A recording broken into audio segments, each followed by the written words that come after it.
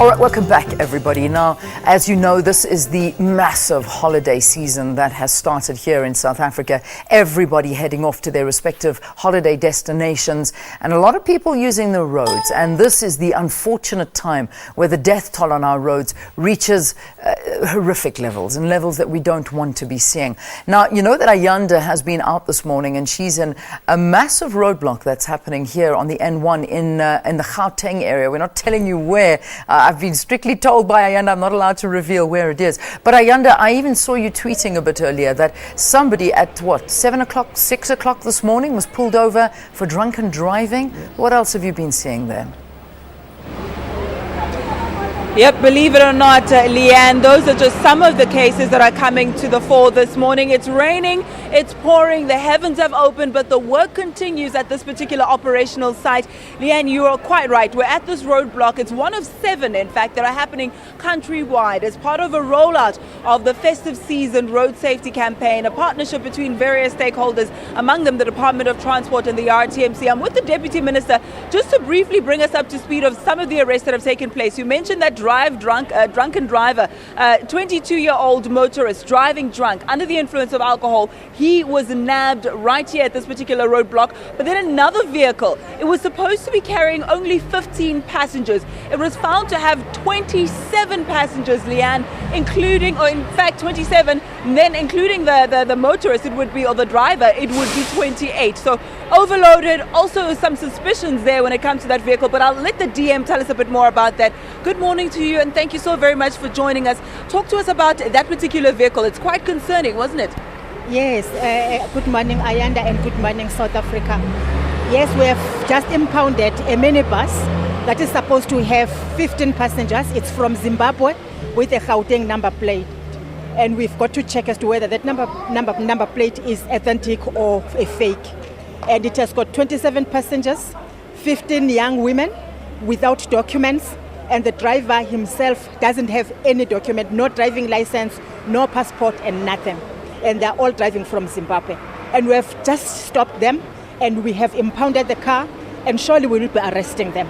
We have called Home Affairs to come and check on their documents, whether they are here. In fact, they are here illegally, and to advise us as to what to do as the law enforcement agencies. And this is exactly what we are doing here. These operations talk to stopping vehicles, checking their roadworthiness, checking whether they are not overloaded, checking on documents that passengers are supposed to have, and checking if they are not trafficking drugs or anything.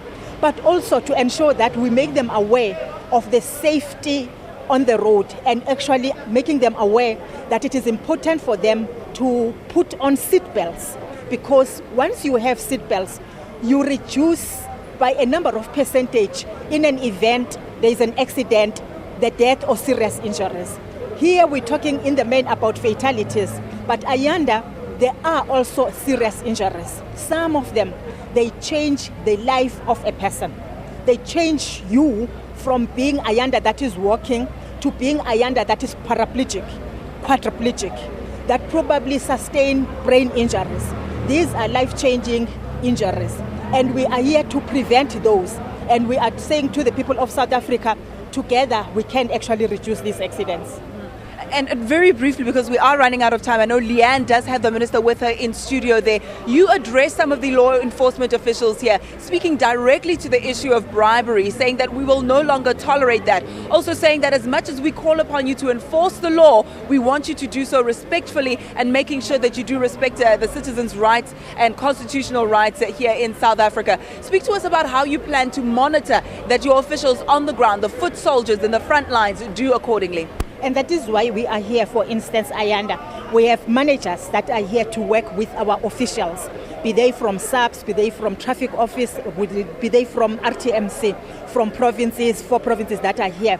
They are senior managers to ensure that we conduct ourselves in the manner that is professional and in the manner that is ethical.